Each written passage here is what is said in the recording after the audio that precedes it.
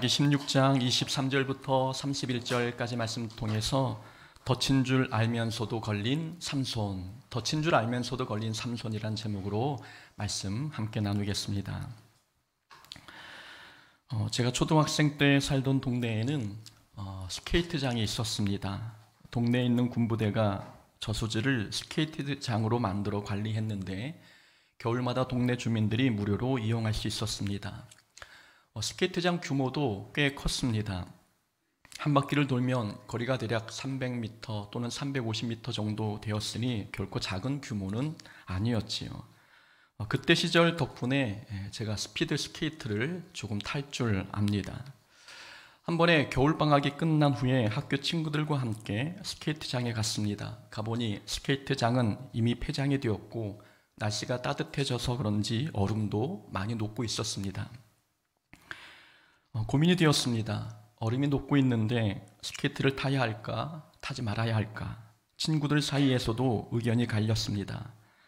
어떤 친구는 얼음이 가장자리에만 녹았으니 빙판 중앙에서 타면 안전하다 말했고, 또 어떤 친구는 위험하니 타지 말자고 했습니다. 여러분 같으면 어떤 결정을 하셨을 것 같습니까? 녹고 있는 얼음 위에서 스케이트를 타시겠습니까? 저와 친구들은 스케이트를 타기로 결정했습니다.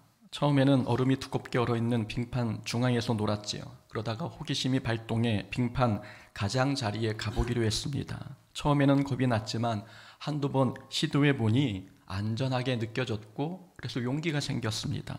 그래서 한 발짝 한 발짝 더 멀리 저수지 끝자락까지 다가갔습니다. 그때 얼음이 쩍 하고 금이 가기 시작했습니다. 그때서야 친구들은 겁에 질려 저수지에서 도망쳐 나왔습니다. 그때의 행동을 돌아보면 참 무모하고 어리석었다는 생각이 듭니다. 얼음이 녹고 있으면 들어가지 말아야 하는데 위험한지 알면서도 저수지에 들어갔습니다. 빠지지 않은 게 천만 다행이었습니다. 사람들은 위험한지 알면서도 위험한 행동을 멈추지 않을 때가 있습니다. 이유가 있지요. 자신에게는 그런 위험이 찾아오지 않을 것으로 생각하기 때문입니다. 나는 안전하다라고 생각합니다. 아무리 위험해도 자신은 조심할 자신이 있고 또 마음만 먹으면 그 위험으로부터 빨리 도망칠 그런 힘이 있다고 착각합니다. 그래서 위험 요소가 뻔히 보이는데도 위험한 행동을 사람들은 멈추지 않습니다. 우리는 이런 행동을 안전불감증이라고 말합니다. 전혀 안전하지 않은데 안전할 것이라 착각하는 것, 안전불감증입니다. 삼풍백화점과 성수대교 붕괴 사건, 그리고 세월호 침몰과 이태원 압사 사고 모두 이러한 안전불감증에서 비롯된 사고들입니다. 교통사고도 안전불감증 때문에 일어납니다. 교통사고는 신호를 한 번 어겼다고 해서 일어나지 않습니다. 그러나 사고가 나지 않았다고 계속 신호를 무시하다 보면 언젠가는 큰 사고가 나게 되는 것이지요. 그런데 사람들은 자신은 운전 실력이 뛰어나니 또 예전에도 아무 일이 없었으니 자신은 신호를 지키지 않아도 안전할 것으로 생각합니다. 안전불감증에서 나오는 착각입니다. 이러한 안전불감증이 영적인 영역에서도 나타납니다. 그렇게 행동하면 위험할 텐데 자신은 괜찮을 거로 생각하는 영적인 안전불감증. 이런 영적 안전불감증이 우리를 죄에 빠지게 만듭니다. 이스라엘 백성이 광야 40년을 지나 가나안 땅에 도착했습니다. 이스라엘 민족이 가나안 땅을 차지하려면 가나안 족속과 싸워 그들을 몰아내야 했습니다. 이스라엘 민족은 전쟁을 통해 가나안 족속 대부분을 쫓아냈습니다. 그러나 100% 쫓아내지 못했고 일부는 남겨두었지요. 소수의 인원 정도는 이스라엘 민족 자신들이 통제하고 지배할 수 있다고 생각했기 때문입니다. 그러나 결과는 어땠습니까? 이스라엘 민족은 사사시대 내내 전쟁과 기근에 시달렸고 사사시대를 넘어 왕권시대가 되어도 이스라엘 민족은 우상 숭배의 죄에서 빠져나오지 못했습니다.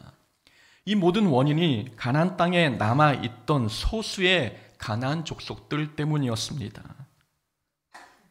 괜찮을 줄 알았던 상황이 위험한 상황으로 변한 것입니다. 이것이 바로 영적 안전불감증에서 비롯된 모습입니다.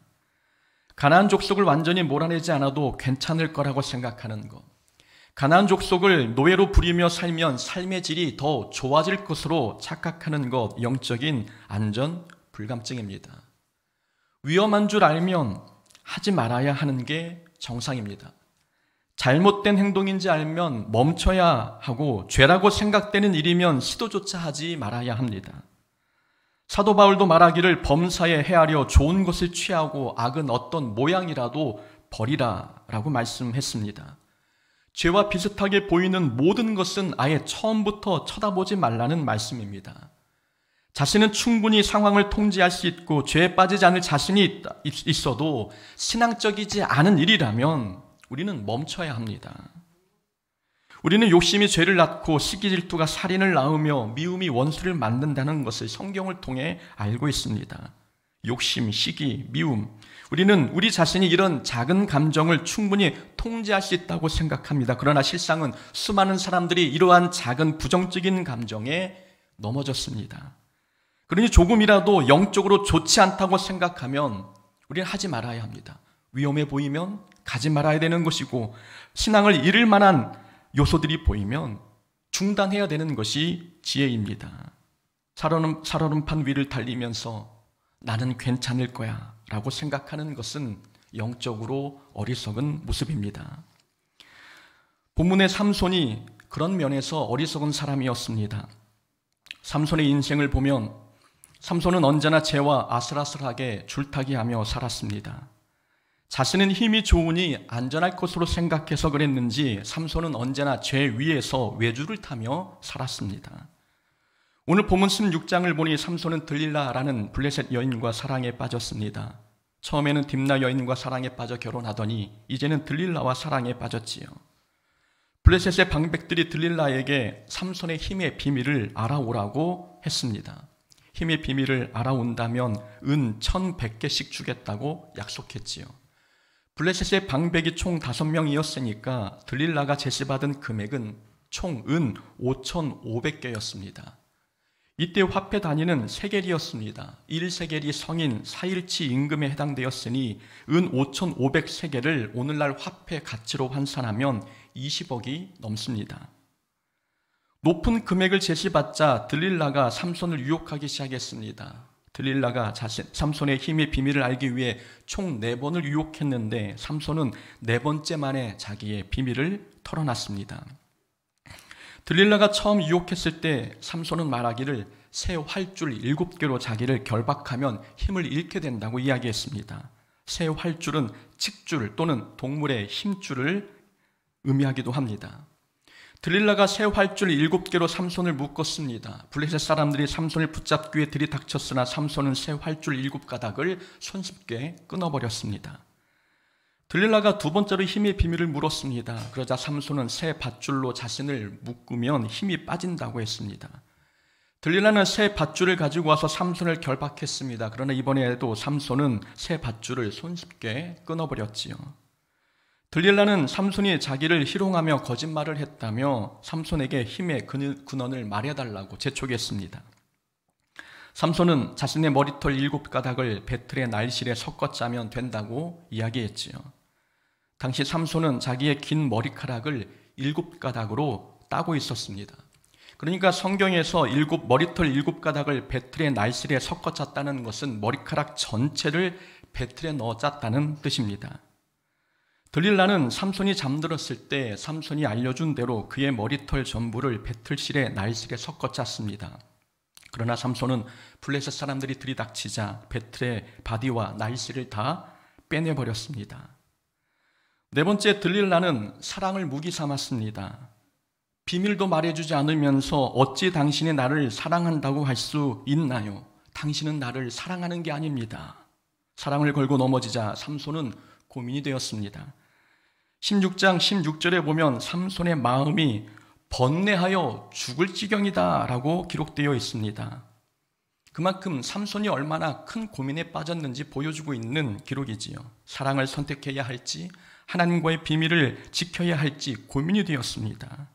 그러나 삼손은 결국 사랑을 선택했고 들릴라에게 모든 비밀을 알려줬습니다.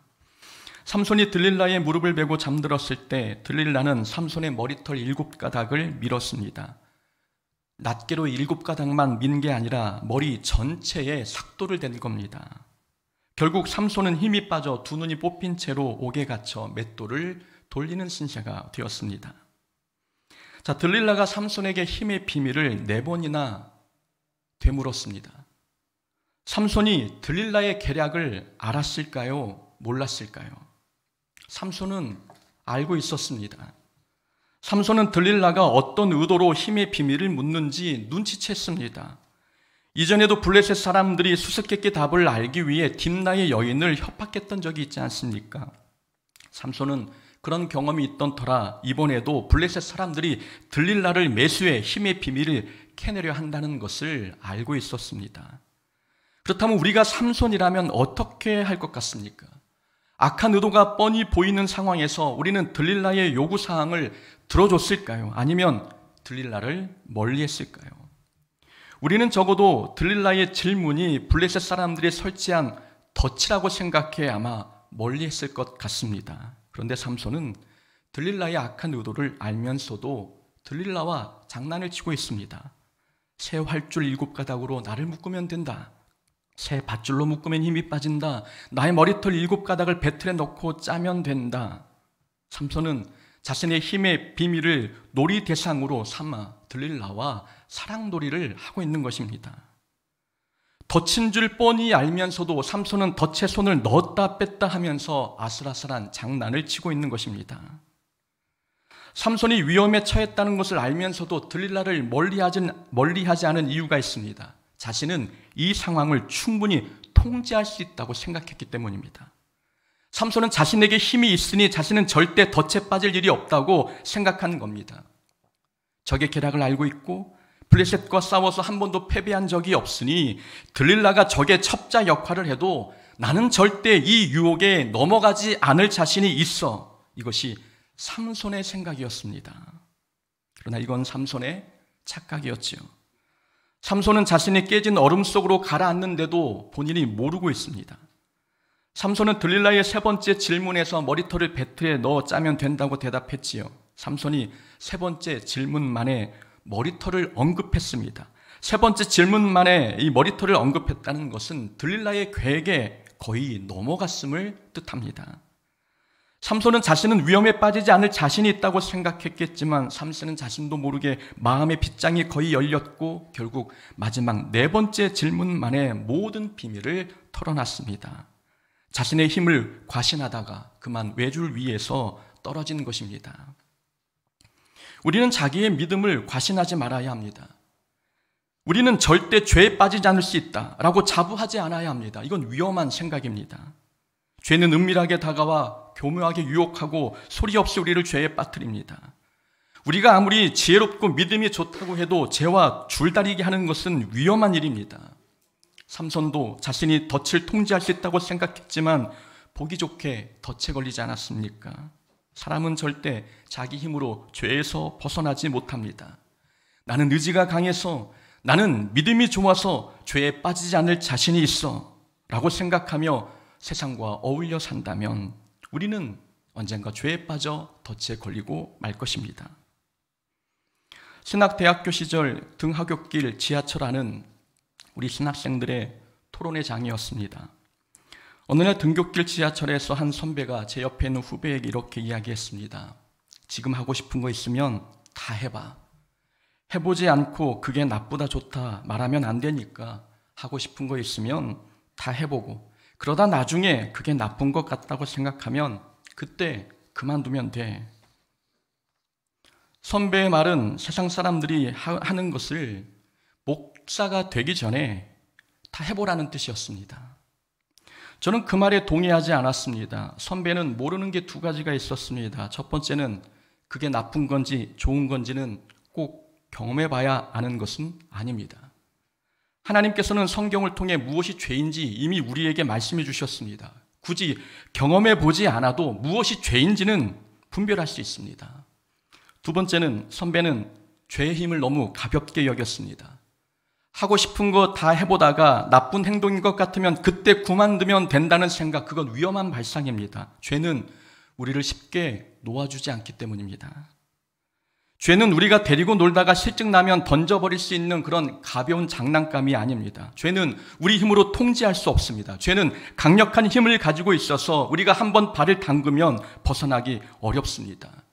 죄는 우리가 마음 먹는다고 해서 쉽게 끊을 수 있는 존재가 아니라는 뜻입니다. 그러니 자신의 모든 상황을 통제할 수 있고 유혹을 물리칠 수 있다 자부하지 말아야 합니다. 나는 믿음이 좋으니 사탄의 덫에 걸리지 않을 자신이 있어 라고 생각하는 것은 위험한 생각입니다. 사탄의 계략을 조금이라도 눈치챘다면 우리는 속히 그 자리를 벗어나야 합니다. 요셉이 보디발 아내의 유혹을 받았을 때 황급히 그 자리를 떠났듯이 우리도 죄와 비슷한 것만 봐도 속히 그 자리를 피해야 합니다. 자신은 언제든 덫을 피할 수 있다고 과신하면 결국 그 덫에 걸리는 사람은 우리 자신이 될 것입니다. 그렇다면 우리는 덫에 걸리지 않으려면 어떻게 해야 할까요? 덫에 걸린 삼손을 보면서 우리는 무엇을 반면교사로 삼아야 할까요? 우선 첫 번째 교훈은 우리는 신앙생활의 열심을 뒤로 미루지 말아야 합니다. 자, 삼손은 들릴라가 적의 첩자라는 것을 알면서도 들릴라를 가까이 했습니다. 이유는 자신이 마음만 먹으면 언제든지 이 상황을 역전시킬 수 있다고 생각했기 때문입니다.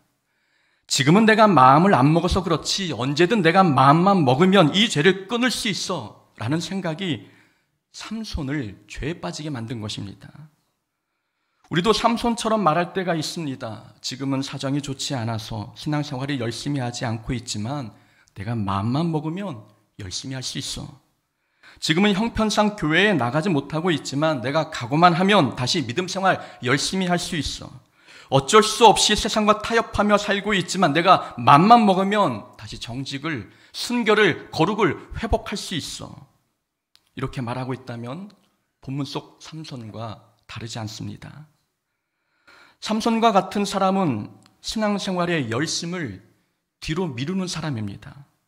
지금 할 수 있으면 지금 열심히 해야 되는데 자신은 마음만 먹으면 언제든 열심히 할 수 있다는 생각에 신앙생활의 열심을 뒤로 미룹니다. 이런 생각이 얼마나 위험한지 20절을 보면 알 수 있습니다. 16장 20절입니다. 내가 전과 같이 나가서 몸을 떨치리라 하였으나 여호와께서 이미 자기를 떠나신 줄을 깨닫지 못하였더라. 블레셋 사람들이 삼손에게 들이닥쳤을 때 삼손은 이전처럼 힘을 내서 싸우려고 했습니다. 자, 이제 장난 그만 치고 한번 싸워볼까 하고 마음 먹었지만 그때는 이미 하나님이 삼손을 떠난 후였습니다. 삼손은 언제든 자기에게 기회가 있을 것으로 생각했습니다. 마음만 먹으면 언제든 사사답게 살 기회가 있을 것으로 생각했습니다. 그러나 나중에는 기회가 없습니다. 우리는 신앙생활의 열심을 뒤로 미루지 말아야 합니다. 지금 할 수 있을 때 열심히 해야 합니다. 하나님께서 은혜 주실 때, 성령님이 우리와 함께 하실 때 지금 최선을 다해 신앙생활을 해야 합니다. 지금은 세상이 너무 좋다며 자신이 하고 싶은 대로 하며 살다가 나중에 열심히 하면 된다고 우리는 그런 위험한 생각을 하지 말아야 합니다. 신앙생활은 자신이 마음만 먹으면 언제든 열심히 할 수 있는 게 아닙니다. 하나님께서 은혜를 부어주시지 않으면 우리는 우리 힘으로 신앙생활을 이어갈 수 없습니다. 그러니 나중에 열심히 하면 된다고 생각하지 말고 하나님의 은혜가 떠나기 전에 아직 기회가 주어졌을 때 지금 세상죄를 끊고 하나님의 일에 뛰어들어야 합니다. 너는 내일 일을 자랑하지 말라. 하루 동안에 무슨 일이 일어날는지 내가 알 수 없음이니라. 우리는 내일 무슨 일이 일어날지 모릅니다. 마음대로 하며 살다가 회개할 기회도 얻지 못하고 오늘 밤 이 세상을 떠날 수도 있다는 말씀입니다. 신앙생활에는 나중이 없습니다. 그러니 신앙생활의 열심을 뒤로 미루지 말고 지금 열심히 해야 합니다. 그래야 세상의 덫에 걸리지 않습니다. 두 번째 교훈은 힘이 빠졌을 때 순종하지 말고 힘이 있을 때 순종해야 합니다. 본문을 보니 삼손은 두 눈이 뽑힌 채로 다곤 신전 기둥을 붙잡고 서 있었습니다. 블레셋 사람들이 힘 빠진 삼손을 조롱하기 위해 신전 기둥에 세워놓고 한번 힘을 내보라고 조롱한 것입니다. 삼손은 다곤 신전의 기둥을 붙잡고 하나님께 기도했습니다. 하나님이여 구하옵나니 이번만 나를 강하게 하사 나의 두 눈을 뺀 블레셋 사람에게 원수를 단번에 갚게 하옵소서. 삼손이 기도하고 힘을 쓰자 신전이 무너져 삼손을 비롯해 그곳에 모인 블레셋 사람들이 모두 죽었습니다. 30절 말씀처럼 삼손이 자기가 죽을 때 죽인 자가 살았을 때 죽인 자보다 더욱 많았습니다. 삼손의 이 긴 이야기 속에서 삼손이 기도한 장면은 오늘 본문 이 장면이 딱 한 번입니다.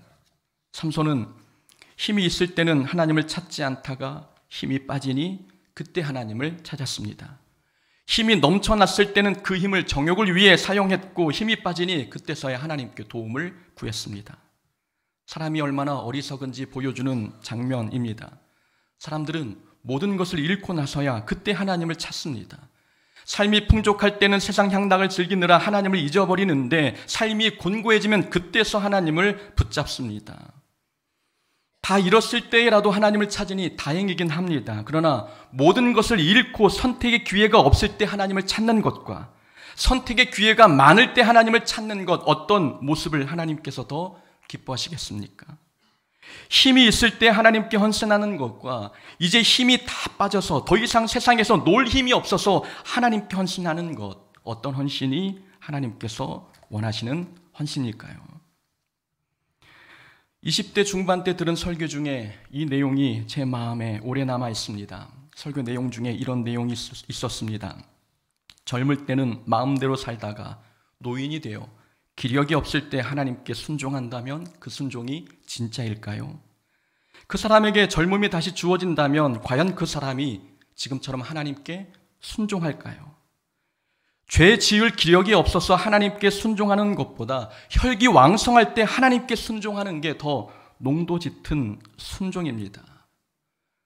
20살 때 들었던 이 설교 내용이 아직까지 마음에 남아 있습니다. 저에게 큰 울림을 주는 설교였기 때문이지요. 인생의 모든 시기에 하나님께 헌신하는 것도 중요합니다. 그러나 인생에서 가장 짧은 시절인 청년의 때에 하나님께 헌신하는 것은 더 값집니다. 이 자리에도 청년들이 많습니다. 청년 시절 때에는 하고 싶은 게 많지요. 하고 싶은 게 많기에 청년의 때는 죄 유혹도 많습니다. 인생 중 가장 빛나는 청년 시절에 자신의 젊음, 자기의 시간과 힘을 죄 짓는 데 사용하지 않고 하나님을 위해 사용한다면 그것처럼 아름다운 순종이 또 어디 있겠습니까?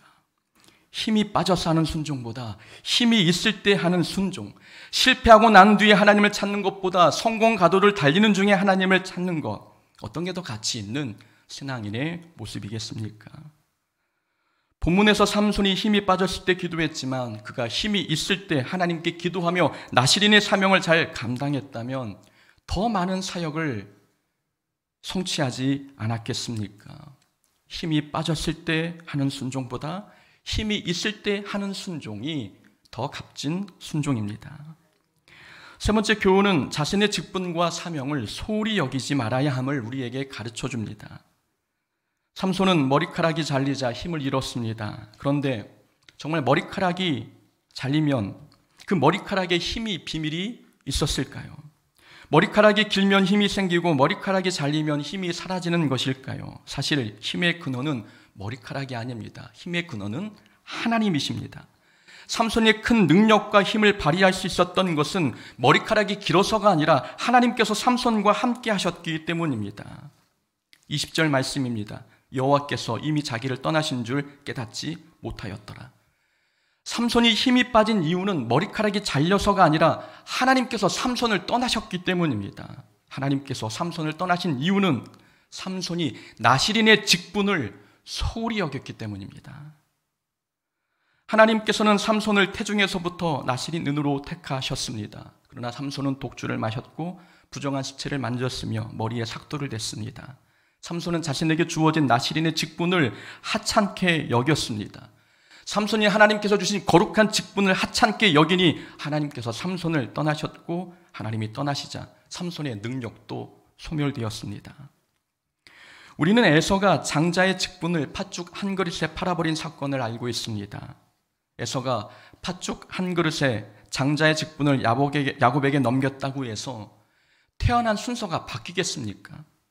에서도 그렇게 생각했습니다.